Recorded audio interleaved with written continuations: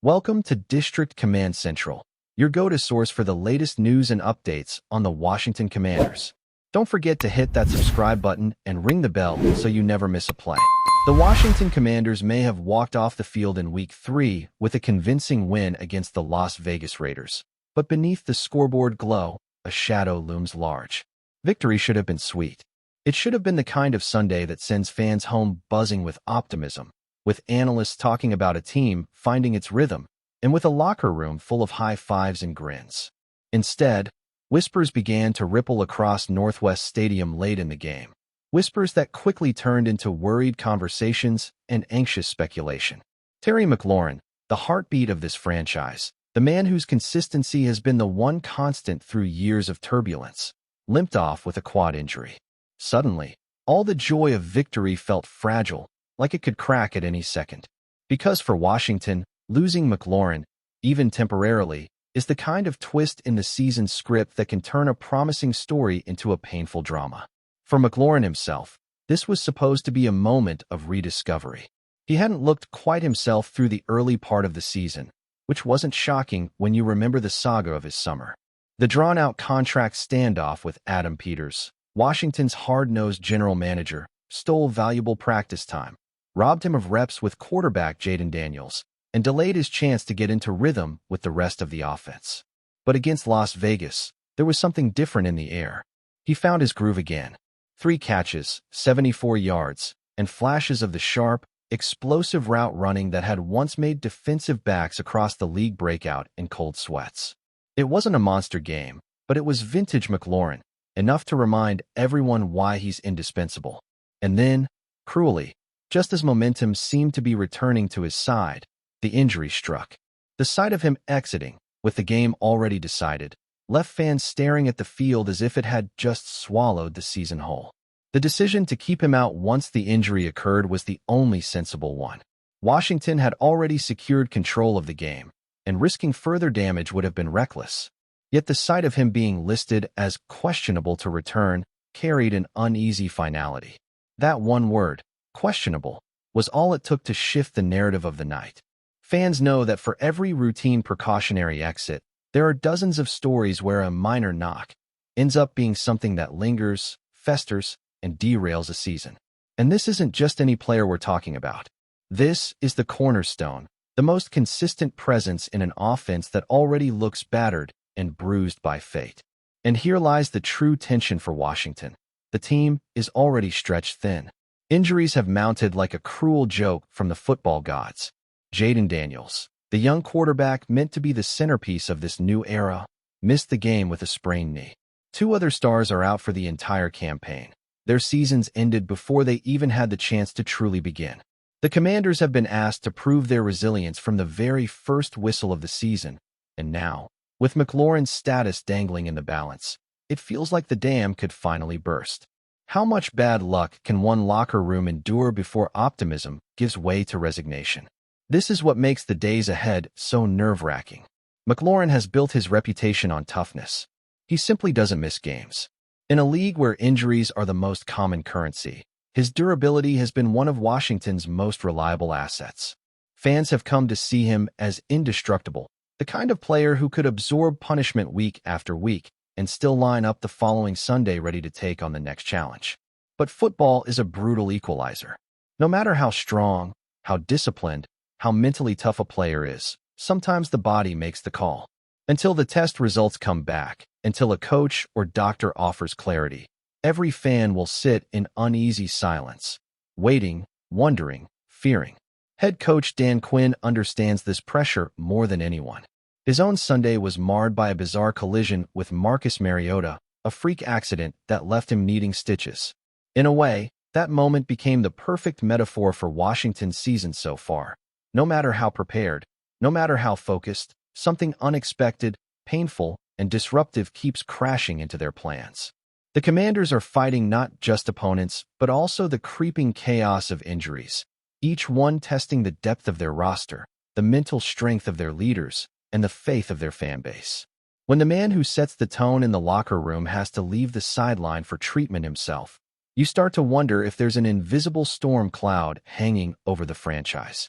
For Washington, The prospect of life without McLaurin, even for a short stretch, comes with enormous consequences. He isn't just another name on the roster. He is the symbol of perseverance, the steadying presence who has endured the revolving door of quarterbacks, the constant turnover of coaches, and the endless cycle of rebuilding promises. Without him, the offense loses not just production but identity. Defenses play the Commanders differently when he's on the field. His mere presence stretches coverages, creates opportunities for younger receivers, and gives any quarterback a lifeline when plays break down. Remove that from the equation, and suddenly an already fragile offense looks like it's teetering on the edge of collapse. What makes the situation even more frustrating is the timing. This is supposed to be a season of new beginnings. New leadership in the front office. A dynamic rookie quarterback to build around. A fanbase hungry for relevance after years of disappointment. Momentum was finally building, piece by piece. And yet, injuries are threatening to choke the optimism before it has the chance to fully bloom. Every time Washington takes a step forward, it feels like another roadblock rises up, forcing them back. And now, the question is whether this latest setback will just be a stumble or the moment the season's path changes entirely. As we await clarity, one truth is impossible to ignore. The Washington Commanders are at a crossroads. If McLaurin's injury proves minor, if he returns swiftly, it could be the spark that rallies the team, a reminder that they can withstand adversity and push through. But if the news is worse, if this injury lingers, if he's forced to miss time, then the season's trajectory could take a sharp, devastating turn. The pressure will fall on untested receivers, the burden on a rookie quarterback will grow heavier, and the fans who have been waiting for hope may once again be left clinging to frustration. This is the cruel paradox of football. A single moment, a single injury, can redefine everything. It can strip away certainty and replace it with dread. That's why, even in victory, Washington walks away from Week 3 not with celebration, but with suspense. The result may go in the standings as a win, but it feels like the Commanders are trapped in a holding pattern, their season suspended in the space between what they achieved on the field and what may have been lost in those tense final minutes. And until the truth about Terry McLaurin's quad is revealed, no amount of optimism can silence the gnawing fear that this team's fragile hopes are about to unravel. If you're enjoying the coverage, make sure to smash that like button and drop a comment with your thoughts on the Commanders' latest moves. We want to hear from you. The NFL world is buzzing once again, and this time the storm is brewing around two of the most polarizing figures in the league. Jerry Jones, the flamboyant and eternally outspoken owner of the Dallas Cowboys, and Josh Harris, the relatively new but already bold owner of the Washington Commanders. Whenever these two franchises clash, the energy is already electric because of their historic rivalry.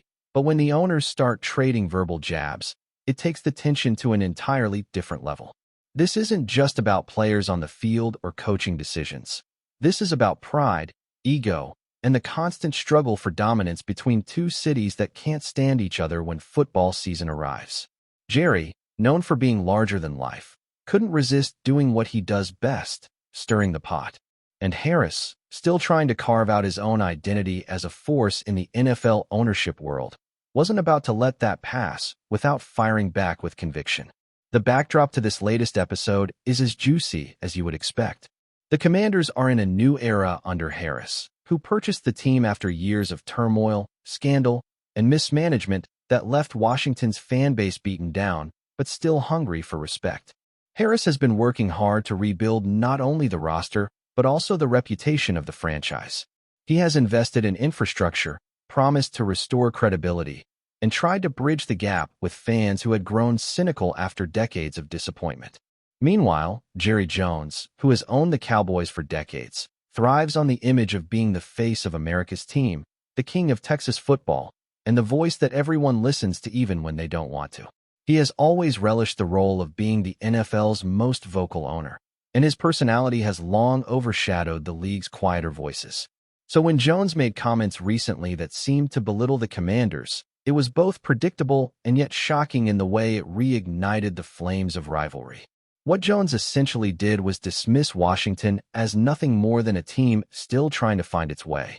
He downplayed their potential, questioned their legitimacy, and implied that no matter what changes Harris made, the the Commanders would always be chasing the Cowboys. It wasn't subtle. It wasn't diplomatic. It was pure Jerry, the kind of swagger that infuriates rivals but endears him to Cowboys Nation. He reminded everyone that Dallas still owns the NFC East spotlight, that the Cowboys remain the franchise with the star power, the money, and the cultural relevance that Washington simply can't touch. He suggested, almost smugly, that Harris might have bought a team but had yet to buy credibility. For Jerry, it was business as usual: jab at a rival, stir headlines, and keep Dallas in the conversation as the gold standard of football tradition. But what was different this time is that Josh Harris didn't take it quietly. Unlike previous years, when Washington ownership might have let such remarks slide or responded with vague statements, Harris went straight for the jugular. He reminded everyone that the Commanders are not the dysfunctional mess they used to be, and he made it clear that his vision is long-term, built on accountability and progress. He fired back with a statement that resonated deeply with Washington fans, essentially saying that respect is earned on the field, not through press conferences. He pointed out that the Cowboys haven't sniffed a Super Bowl in decades despite all the bluster, while Washington is in the midst of rebranding and repositioning itself for a new generation. Harris, usually measured and cautious in his words, showed a flash of edge that nobody saw coming. It was a response that drew applause from Commanders fans and even neutral observers who were tired of Jerry's constant grandstanding. This kind of back and forth between owners is rare in the NFL. Coaches take shots, players chirp at each other, but owners often remain behind the curtain, working the business side of things. But Jones has never been like other owners, and now Harris is showing that he won't shy away from verbal sparring either. The result is a budding subplot that adds fuel to one of football's most storied rivalries. Cowboys versus Commanders has always been about history, about Thanksgiving showdowns, about legendary names from the past, but now it's also about the personalities of the men who control the franchises.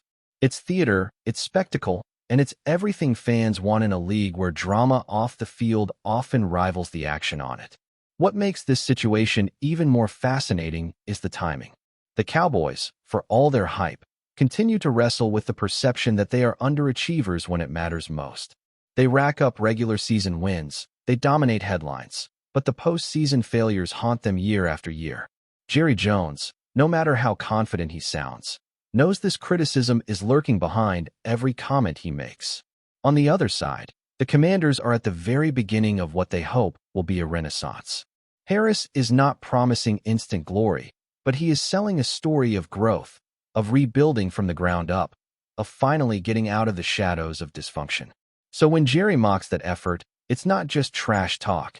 It's an attempt to dismiss an entire movement before it gains real traction. That's why Harris's response carried weight. He essentially said, "We're not scared of you anymore. Your words don't define us. Watch what we do." In many ways, this clash feels like a passing of the torch moment, or at least an attempt at one. Jerry Jones has been the dominant voice in the NFC East and arguably in all of NFL ownership for decades. His quotes move markets, his presence at league meetings shifts agendas, and his team remains a ratings juggernaut. But Josh Harris, representing a new wave of owners who balance business savvy with a keen sense of branding and culture, is not here to play small. He's here to carve out a new identity for Washington, to remind the league that the Commanders aren't some afterthought. When Harris stands up to Jerry, it symbolizes a new confidence in D.C., a belief that they are no longer defined by the failures of the past 2 decades. It's not just about winning games, it's about winning the narrative. Fans are already running with this. On social media, Commanders supporters are celebrating Harris's defiance as a sign that things are truly different now. They are tired of being the butt of jokes, tired of always being positioned as the underdog in their own division, tired of Jerry Jones lording over them as if Washington doesn't matter. To them, Harris standing tall and firing back is a moment of pride, even if it doesn't change the standings yet. Cowboys fans, meanwhile, are laughing it off, confident that Jerry knows exactly how to push buttons and that Harris will have to do much more than talk before he can ever dream of dethroning Dallas. It's classic rivalry energy, one side feeling empowered, the other brushing it off with arrogance. And for the league, it's pure gold. The truth is, this exchange doesn't guarantee anything on the field. The Commanders still have to prove themselves between the lines, and the Cowboys still have to find a way to translate hype into playoff success. But as far as narratives go, this might be one of the most entertaining off-field storylines of the season. It sets the stage for their meetings with even more tension, knowing that the owners themselves have already exchanged blows in the court of public opinion. Every snap, every touchdown, every mistake will feel heavier because of the backdrop of this verbal warfare. And when the cameras cut to Jerry Jones in his luxury suite or to Josh Harris celebrating on the sidelines, the story won't just be about the game. It will be about pride, reputation, and who truly has the upper hand in this new chapter of an old rivalry. Thanks for tuning into District Command Central. Make sure to subscribe and follow us for all the Commanders news you need. Until next time, keep the faith and hail to the Commanders.